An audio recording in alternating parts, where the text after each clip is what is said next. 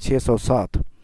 ایک اور حدیث مبارکہ حضور پاک صلی اللہ علیہ وسلم نے ارشاد فرمایا الصدق تمانیہ والکذب ریبہ، جو انسان کہتے ہیں کہ ہم جھوٹ بول کے لوگوں کو دھوکہ دے کے کہ ہم اطمینان حاصل کر لیں گے، لیکن حدیث مبارکہ میں ہے الصدق تمانیہ، اطمینان تو ملتا ہے سچے لوگوں کو۔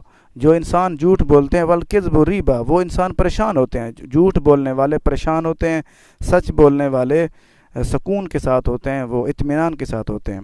آگے ایک اور حدیث مبارکہ حضور پاک صلی اللہ علیہ وسلم سے سوال کیا گیا، یا رسول اللہ صلی اللہ علیہ وسلم کیا مومن بزدل ہو سکتا ہے؟ فرمایا نہیں، مومن بہادر ہوتا ہے، لیکن ہو سکتا ہے اس سے کبھی بزدلی ہو جائے۔ پھر پوچھا گیا کیا مومن بخیل ہو سکتا ہے؟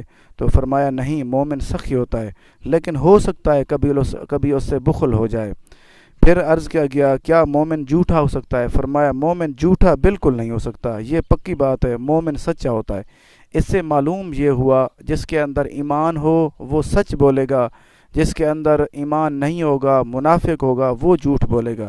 اس سے مراد یہ ہوا کہ جھوٹ بولنے والے منافق ہیں۔ آگے بھی ہے حدیث مبارکہ بھی، تو حضرت ابو ہریرہ رضی اللہ عنہ روایت فرماتے ہیں کہ رسول اللہ صلی اللہ علیہ وسلم نے ارشاد فرمایا آدمی کے جھوٹا ہونے کے لیے اتنا ہی کافی ہے کہ وہ سنی سنائی بات کو آگے بیان کر دے، جو کسی نے کہا بغیر کسی تحقیق کے آگے پہنچا دے۔ مسلم شریف کی حدیث مبارکہ میں آج کل تو کافی لوگوں کی عادت بنی ہوئی، کسی سے کوئی بات سنی بغیر تحقیق کے بغیر تصدیق کے آگے بیان کر دی، یہ فلاں بندہ ایسے کہہ رہا تھا یا یہ بات حقیقت ہے، اس کے اوپر اعتماد کر لیا، یقین کر لیا۔